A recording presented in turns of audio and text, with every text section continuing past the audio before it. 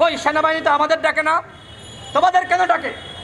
ভাগ বাটোয়ারাই মেলে নাই, এই কারণে এখন সব ফাঁস করে হিরো সাজার চেষ্টা করতেছ।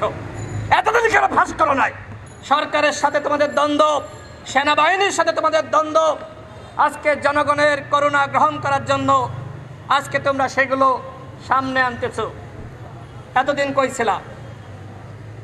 12 দিন আগের ঘটনা, কেন তোমরা যখন ডাকলো সেদিন কেন এসে প্রেস ব্রিফিং করলো না? কই সেনাবাহিনী তো আমাদের ডাকে না, তোমাদের কেন ডাকে? ভাগ বাটোয়ারাই মেলে নাই, এই কারণে এখন সব ফাঁস করে হিরো সাজার চেষ্টা করতেছ। এতদিন কেন ফাঁস করো নাই? ক্যান্টনমেন্টে তো আমরা যাইনি, তোমরা গিয়েছ, কেন গিয়েছিলা? তোমাদের এই জবাবদিহিতা করতে হবে। এই প্রশ্ন কি কেউ করছে যে ক্যান্টনমেন্টে তোমাকে ডাকলো তুমি কেন ছুটে গেলা? আর সব জায়গায় কেন হাসনাত এবং সার্জিস? আচ্ছা, হাসনাত এবং সার্জিস সেখানে গেল, তার দলের অন্যান্য নেতাকর্মীদের সাথে কেন আলোচনা করে নাই? কেন, কি কারণ? আমরা সেটি জানতে চাই বন্ধুগণ।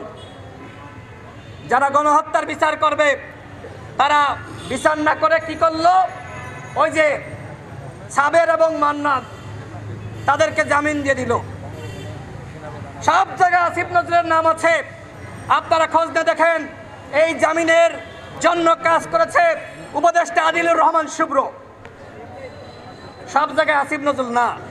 এই যে জামিনের জন্য কাজ করেছে উপদেষ্টা আদিলুর রহমান শুভ্র সাহেব, তারা বলছেন যে তারা নাকি ক্লিন ইমেজের ব্যক্তিত্ব।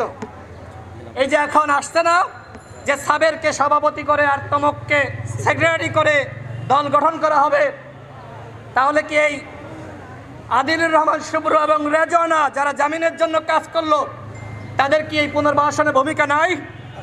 ভূমিকা আছে। সুতরাং এই যে উপদেষ্টা পরিষদ, আমরা আগেই বলেছি যদি গণহত্যার বিচার এবং রাষ্ট্র সংস্কার করতে চান তাহলে সবার আগে এই উপদেষ্টা পরিষদের সংস্কার করতে হবে।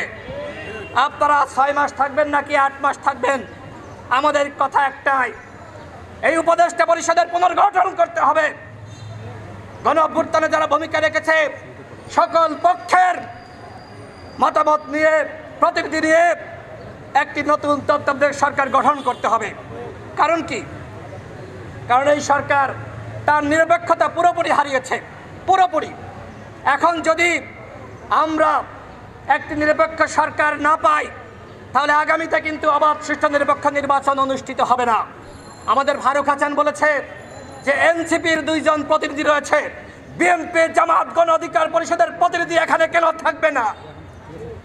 তারা 2 জন থাকুক, আমাদের আপত্তি নাই, কিন্তু অন্য প্রতিনিধিদের নিয়ে তত্ত্বাবধায়ক সরকার ব্যবস্থা গঠন করতে হবে এবং সেই সরকারের প্রধান থাকবে অন্তর্বর্তীকালীন সরকারের যিনি বর্তমানে প্রধান রয়েছেন ডক্টর ইউনূস।